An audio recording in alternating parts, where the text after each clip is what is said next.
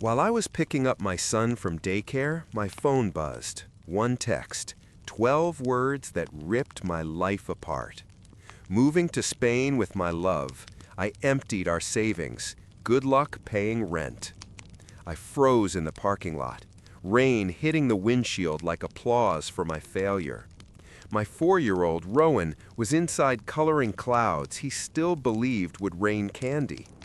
I looked at his tiny hands when he ran to me, hands that trusted I'd keep his world steady. I swallowed the panic, forced a breath, and typed back, "Thanks for letting me know." She didn't reply. But hours later, when her plane landed in Barcelona, she finally checked her account.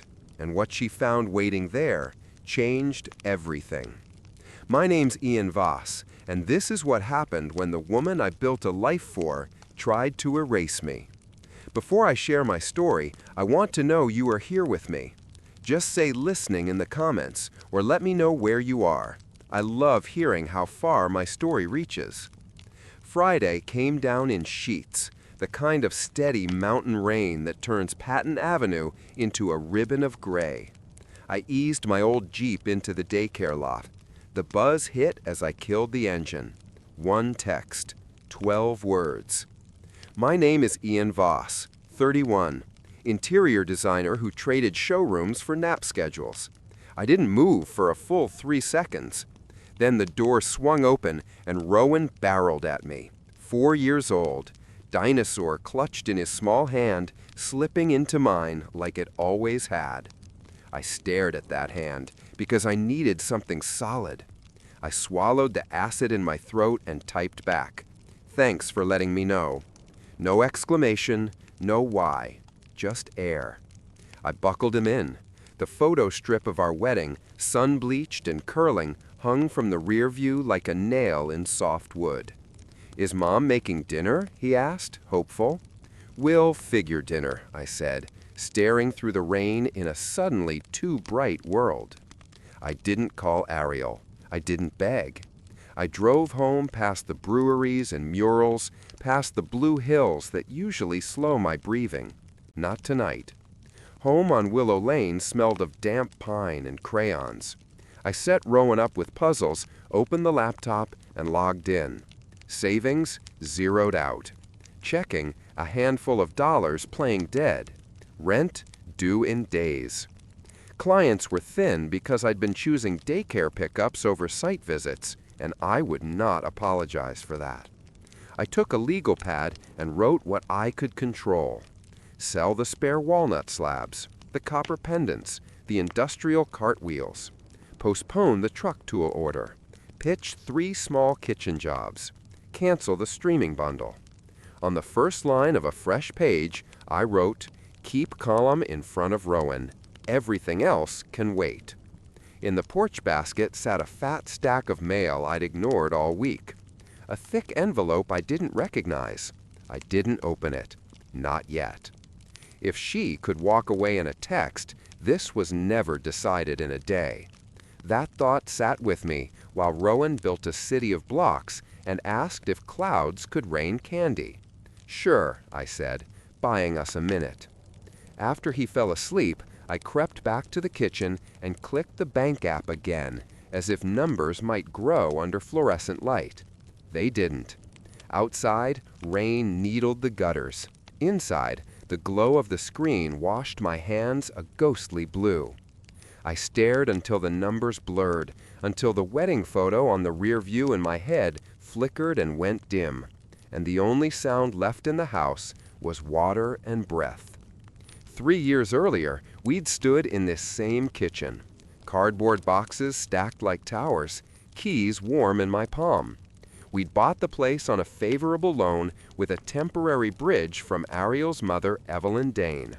I promised I'd pay it down fast. I turned the garage into a clean little shop. Miter saw, clamps, a reclaimed oak workbench I leveled with playing cards under one leg.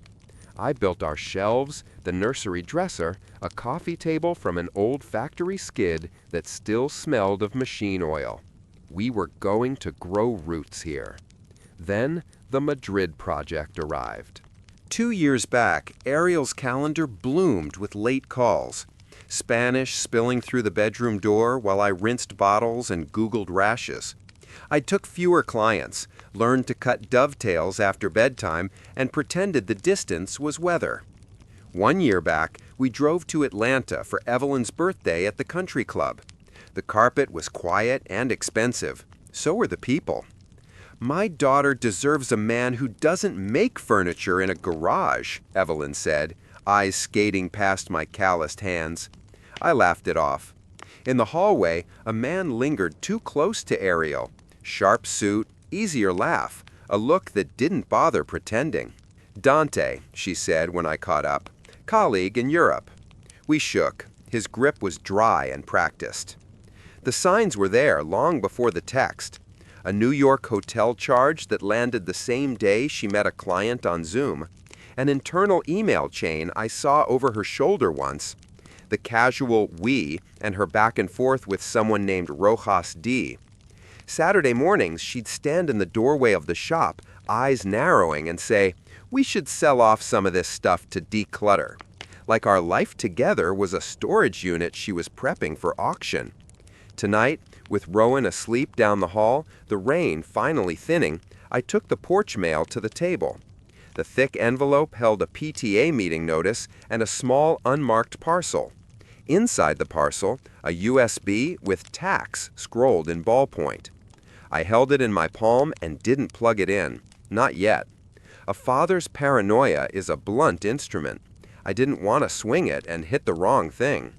I thought about the months after Rowan was born, the fog I clawed out of with therapy and long walks and sanding walnut until the grain felt like a river under my fingers. I knew how easily a history like that could be twisted into a weapon. I opened my banking again, hunting for anything I'd missed. A string of small transfers winked in the ledger. 200, 50, 75, dripping out over weeks to an account in Atlanta tagged only ED. I wrote it down. ED. Evelyn Dane. My stomach tightened. I went to the file drawer where we kept home documents, expecting dust. Instead, I found a neat binder, tabbed and recent. In the pocket, a photocopy of the loan agreement we'd used to take Evelyn's temporary bridge. There, in neat legal type, sat an addendum I didn't remember reading. In the event of separation, lender may call the note due in full at lender's discretion. At the bottom, Ariel's initials marked the margin where someone, Evelyn or her attorney, had added the clause before signing. My initials sat beside hers. I had signed it. Maybe I was holding Rowan that day. Maybe I was thinking about paint colors and cabinet pulls and how to build a life on the cheap without it looking cheap. I ran a thumb over the paper, feeling for the moment the crack began. In the living room, the dinosaur city lay half-toppled from an earlier earthquake only we felt. I slid the USB into the drawer and shut it gently, as if the room might wake. Then I went back to the kitchen, wrote "Call Cameron Legal" at the top of a fresh page, and underneath it, because it was the only prayer I had left, "Do not let them use my past to steal my son." Outside, the rain finally broke into single drops, slow and spaced, like a metronome counting me into the next move. Rowan slept like a small animal curled against the pillow. The house breathed slow and steady. I sat at the kitchen table with the porch light on. The USB labeled tax balanced on my palm like a stupid talisman. The cloud password was one I'd used for years, the old anniversary date, and it still opened the same folders we'd never bothered to clean. I clicked through until I found a file labeled Custody Strategy, and my chest went hollow. There was a draft email to an attorney I didn't recognize, a cold list of talking points, references to my history of depression, notes about functional instability, suggestions for expert testimony. My name was in there in a way that felt edited into the future, as evidence waiting to be weaponized. Beneath it, a screenshot of a flight itinerary. Asheville to Miami, then Barcelona. Ariel Dane.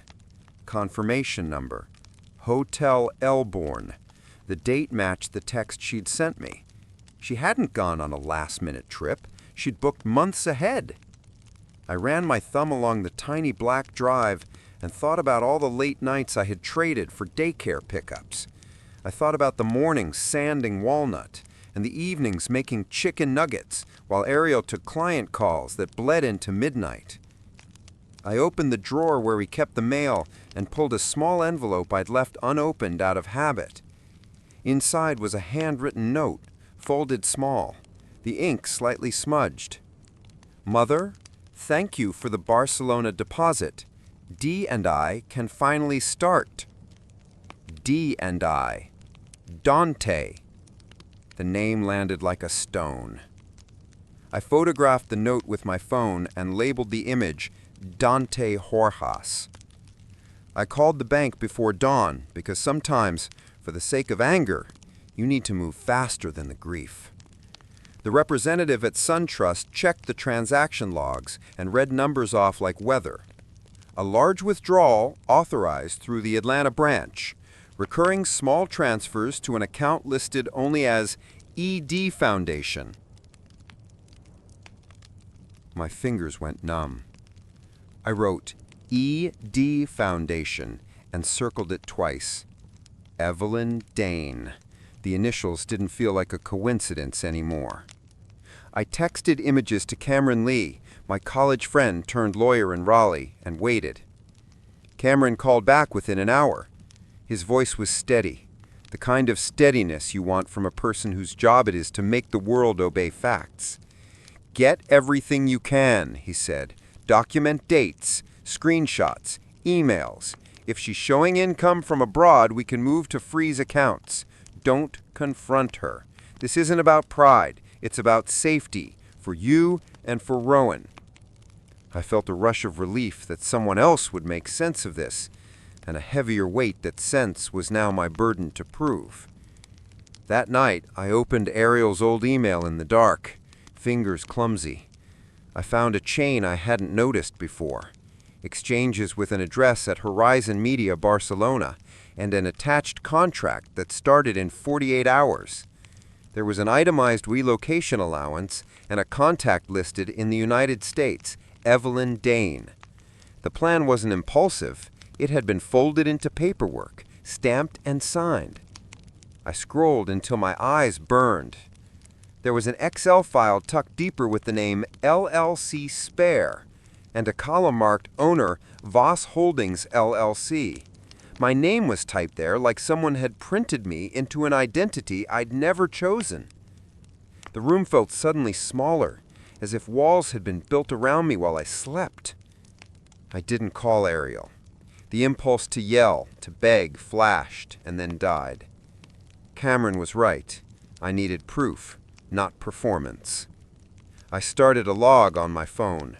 Every message, date and time, who said what. I wrote down the nights she'd come home smelling of hotel soap, the day the country club hostess had told me to put down my hands and mind my appearance. I wrote down the invoice numbers, the flight confirmation, the bank reference. I wrote at the bottom of the first page, in block letters, "Protect Rowan, protect the truth." The CPU fan in my laptop whispered, and then the house was only me, and the glow of screen light, and the soft, absurd certainty that my life had become evidence. I left before dawn, the Jeep loaded with a thermos and a single sadness. I dropped Rowan at June's house, June the neighbor who'd taught him how to whistle in a borrowed kazoo. I told her I'd be back after dark. The highway was a ribbon of wet glass and radio attic. Charlotte felt like a different climate, hotter and more polished than our ash-filled damp. Horizon U.S. Media sat with the sterile confidence of a company that believes image is a product. I walked in expecting a receptionist and a smile, and left with a list of answers. The front desk clerk recognized me. Ariel's husband, right? I'm sorry, she resigned a couple of weeks ago. 2 weeks. the date matched the last Monday she told me she had a work thing. My jaw tightened until it ached. I pretended to have an appointment, and the receptionist, polite and oblivious, buzzed me up to the 9th floor, where the HR files lived in neat metal cabinets and people wore earphones like helmets. I asked if there was any public record confirming her employment status, and the HR woman scanned a terminal. She filed her resignation, she said, effective 2 weeks ago. We have her exit paperwork here. When she turned to get something, a stack of interoffice mail sat in a wooden tray like an island. One envelope was addressed ED Foundation, Finance Division. I picked it up under the pretense of returning a misshelved letter and photographed the contents with my phone. Inside were line items and wires out to foreign accounts. My thumb trembled as I hit send to myself. I felt foolishly like a thief, and the truth felt like contraband. I wandered the floor with the posture of a man looking for the right piece of a puzzle he'd been given. Sam Hallworth, a man whose laugh once filled studio evenings, saw me and slackened. He gave me a look that said he hadn't wanted this. When I asked about Dante Rojas, Sam hesitated, then said, "They've been talking about Barcelona for months. Said it was an expansion. Evelyn put money up." Evelyn. The name again. "Are you sure?" I asked. He nodded, and in a small act of confession, pulled a photocopy of Ariel's file from a drawer and showed me the signature on the sponsorship agreement. E. Dane. The ink was certain and small, a shorthand of complicity. I left the building with the documents on my phone and a new kind of disquiet. On the drive out of the glass towers into a light rain, my email chimed. Ariel had sent something to our joint account. One line, sharp as a blade. "Don't look for me. Everything is legal. If you make a scene, I will show you are unstable. Then Mother has a lawyer." The sentence sat there like a landing strip. I read it twice, then drove until the city lights blurred and I could not tell which way was home. I felt not betrayal so much as the keen cold of a plan revealed. It wasn't just about being left. It was about character assassination, about moving my name into forms and ledgers and then turning those forms into chains. I called Cameron on the way back, voice steady enough to be believed. "They've been coordinating. Evelyn's in the mix. Ariel's contract starts in 48 hours. He listened and then said the thing I needed to hear. "We act on facts. We collect. We freeze. We keep rowing out of the middle. Don't confront her. Let the record speak." I looked at the road, the dark trees leaching into night, and repeated it to myself until it was not a plan, but a weathered promise. Cameron filed for an emergency asset freeze with the county court, citing probable fraud and misrepresentation of identities. The motion had to be clean and precise. The judge would not be kind to theatrics. 4 nights later, my phone rang at midnight. The ID said Atlanta. Evelyn's voice unspooled like silk, and then like steel. She told me I was making a mistake and offered propriety and mercy in the same breath. "Cooperate," she said, "and I'll ensure Rowan's future." The offer was a threat soaked in civility. "I won't sell my son's future for silence," I said simply. I hung up and sat with the burn of adrenaline until dawn. A summons arrived 10 days after Cameron filed the motion. Ariel had filed papers seeking temporary emergency custody, citing instability and what her petition called recent erratic behavior and mental health concerns. The court date was a week away. Cameron was blunt. "The papers are designed to flip the script. My job is not only to show the court the money trail, but to demonstrate motive on their side, not yours." That night, a call came from a number with a Spanish country code. I almost ignored it, but something in the voice, a tiredness, an ache, made me answer. The man introduced himself as Dante Rojas. He spoke quickly in English with a clipped accent. He said he had been Ariel's colleague and then hesitated, as if the hesitation might be the only honest thing left in the conversation. He told me the plan had been in motion for months and that he was done with it. He said he had documents proving transfers to Liechtenstein and screenshots of conversations in which Evelyn explicitly suggested creating a paper trail to implicate me if anything went wrong. He said the account in Liechtenstein held $200,000, earmarked for relocation, and that the account was opened in my name without my knowledge. Cameron negotiated a narrow deal, full cooperation in exchange for a clean letter from the district attorney indicating no prosecution for Dante, provided his testimony was truthful and complete. It was not a beautiful arrangement, but it was a tool, and tools are what we needed. Within 24 hours, I had a folder on my desktop full of emails, screenshots of wire transfers, and a recording Dante had made where Evelyn's voice, unmistakable and crisp, said, "Once he is under investigation, we will have grounds to keep the child." I felt a sickness when I heard it, a shame not for what I had done, but for how easily my life could be used as a sock puppet in someone else's play. The morning of the hearing was smothered in fog. Cameron and I drove to Charlotte with the trunk full of printouts and a nervousness that felt almost holy. We walked into the courtroom and saw Ariel on the other side of the room, eyes rimmed with fatigue, Evelyn like an immovable sculpture at her shoulder. The judge, a woman whose face seemed mapped by patience, listened as Cameron laid out the sequence.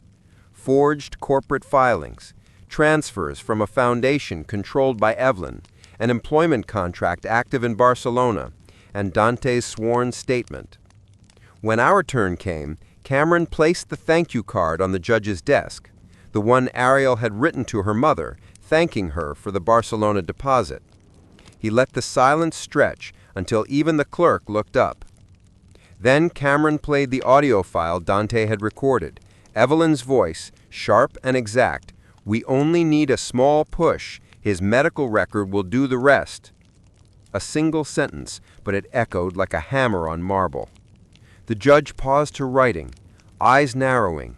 You could feel the air shift. When the ruling came, it was mercifully brief. The court ordered the immediate freeze of all accounts tied to the Evelyn Dane Foundation, transferred temporary custody of Rowan to me, and barred Ariel from leaving U.S. soil until the financial investigation concluded. Outside the courthouse, Evelyn brushed past us. "You'll regret this," she murmured. I met her eyes and said softly, "You already do." I drove home in silence. Rowan fell asleep in the back seat, head tilted toward the window, sunlight flickering across his cheek like a blessing. That night, I opened my notebook and wrote, Day 87. The court saw a piece of the truth. The rest she'll face when she lands. Spring came early that year. On a pale morning in March, I sat on the porch of my workshop while Rowan painted beside me. He dipped his brush into blue, then green, then yellow, telling me the sky needed fixing because it was too plain. I watched him and realized he was right. The world looked washed out until he touched it. Cameron stopped by that afternoon with 2 cups of coffee. "It's over," he said.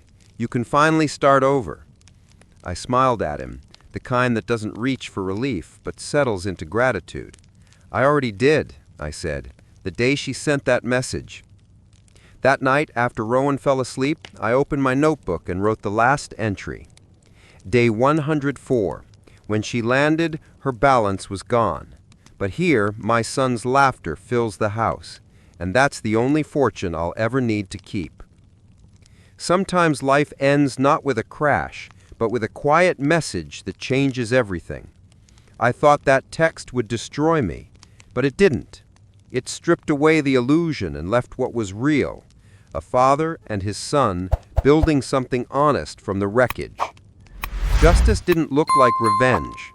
It looked like peace. It looked like waking up to laughter instead of lies. If you've ever been left behind, if you've ever had to rebuild from ashes, I hope my story reminds you that loss can be a beginning too. If this story found you, let me know you're here. Say, "I'm listening" in the comments or tell me where you're watching from. And if it touched something in you, please subscribe. Every follow helps this channel reach someone who might be standing in the rain trying to hold it together. You're not alone. You never were.